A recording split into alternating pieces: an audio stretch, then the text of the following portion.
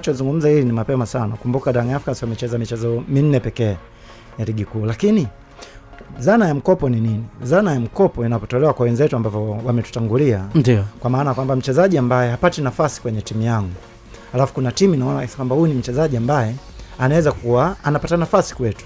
Kwa wewe unamtoa ili aende akapate nafasi huko ambako anaenda. Kwa kuwa kwako hana nafasi ya kucheza, unamtoa mchezaji ili aende akaimarishe kipaji chake.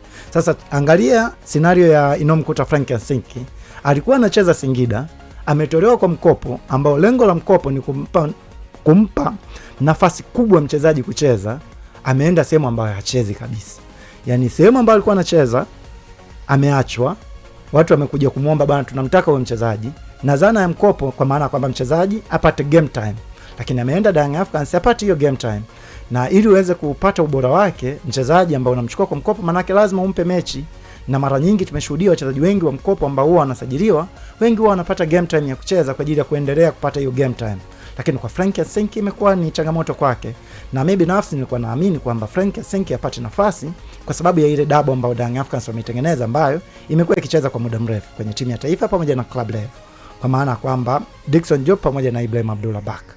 Mara baada ya Ibrahim Abdullah Baka kupata ban na shirikisho, nilitegemea hiki ndio kipindi ambacho Frank Yasinki ataingia kwenye kikosi. Lakini bado simuoni kwenye kikosi. Kwa hata ile zana ya mchezaji kutolewa kwa mkopo bado inashindwa kufanya kazi ndani ya kikosi cha Young Africans, kwa maana kwamba mchezaji yoyote wale ambao wanasajiliwa kwa mikopo, lengo ni kwenda kupata game time, lakini hatuioni hiyo game time ambayo Frank Yasinki ambayo anastahili kuweza kupata. Labda tusubiri, kwa kuwa ndio kwanza game ya 3, game ya 4 kwenye ligi kuu, tayari wamecheza michezo 4. Dirisha dogo linafunguliwa tarehe 15 Disemba. Anaweza akapenya. Yao amerudi.